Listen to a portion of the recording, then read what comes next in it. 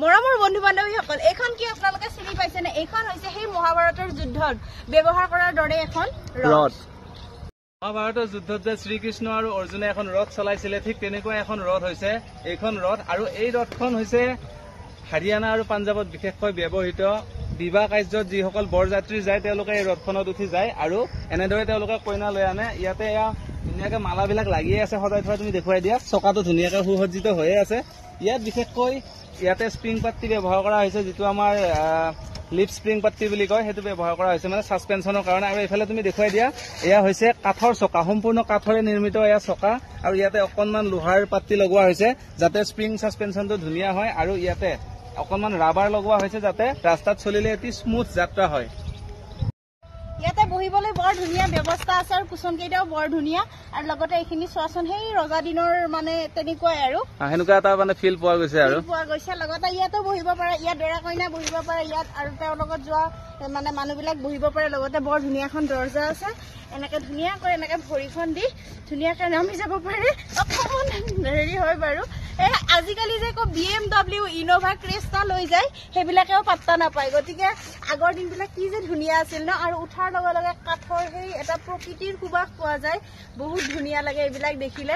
হয়তো আমি এইবিলাকত উঠি পোৱা নাই বা এনেকুৱা আমি দিন পোৱা নাই আগৰ সেই দিনবিলাক, হ'লেও আমি ভিডিঅ'ৰ আকাৰে আপোনালোকক দেখুৱাবলৈ চেষ্টা কৰিছো।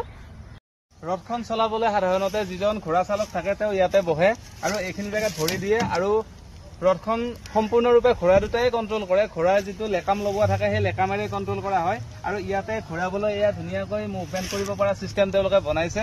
আৰু যিখন আমাৰ সেই প্ৰাচীন কালৰ ৰথ আছিলে সেই ৰথখনকে অকণমান আধুনিকীকৰণ কৰিছে।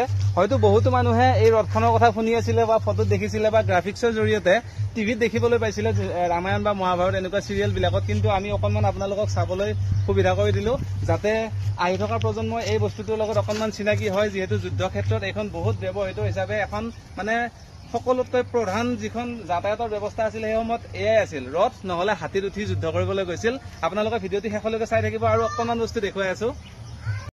এতিয়া আমি ইয়াৰ পৰা শিকিব লগা কথাটো হ'ল যে ইয়াৰে যিবিলাক মানে মানুহ আছে, ইয়াৰে লোকেল মানুহ, তেওঁলোকে কি কৰিছে এই বস্তুবিলাক সেই তাহানিৰ দিনৰ পৰা লাহে লাহে লাহে লাহে নতুন প্ৰজন্মলৈ ধুনীয়াকৈ ধাৰাটো অতিবাহিত কৰিছে। আৰু অকণমান আধুনিকীকৰণ কৰি হ'লেও এই বস্তুবিলাক নতুন প্ৰজন্মক কমচে কম দেখুৱাইছে যে সেই মহাভাৰতৰ যুদ্ধৰ সময়ত ৰথ কেনেকুৱা আছিলে আৰু আজিকালি ৰথখন কেনেকুৱা, হয়নে?